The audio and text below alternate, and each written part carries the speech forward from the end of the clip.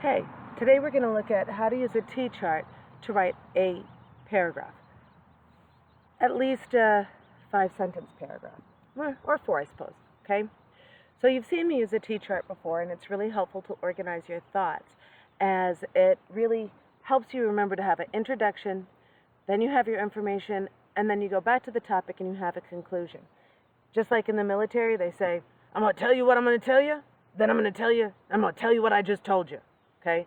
When we organize our thoughts like that, we really give our readers the best chance to remember what we've told them, okay? Because when we tell them what we're going to tell them with our introduction, then their brain starts to get ready. Oh, you're going to talk about ladybugs. Let me go into my brain and open up my ladybug file, right? Then they're ready to hear the information. You give them the information, and when you conclude it, it kind of like ties it all up nicely in their head. Aha, that is what I learned this time, okay? So, if you watched the ladybug video that I posted, it may have seemed a little formulaic, meaning it sounded like I was going by a formula when I was talking. That's because I was. I was thinking about my T-chart in my head, okay? I gave you an introduction.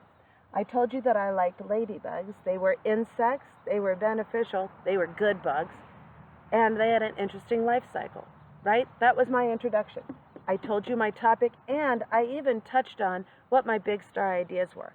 Then I taught you about insects, and I gave you details that they have 3 body parts, 6 legs, and wings, right? If I was really good, I would have cited my source for that and said, I know this because on the website National Geographic, it states all insects have 3 body parts, 6 legs, and wings. I wasn't that good that time. I'll be better next time. Then I told you how they were beneficial, how they were good insects, that they eat aphids, and that aphids can be bad for a garden. And finally, I went over the life cycle. I talked about how they start as eggs, then they have a pupa phase, and then they're adults, right?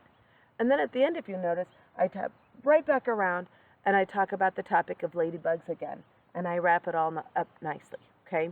It's important that when you write a paragraph, you have an introduction about the topic, potentially mentioning your big star ideas. Then you go into the body and you talk about each star idea, including details. It's best if you can support your evidence with a text or a website and say, I know this because, and give us your cite your source. And then I went right back and I concluded. I told you what I was going to tell you, then I told you, and then I told you what I just told you. So, this is a good way to organize your thoughts to write a paragraph.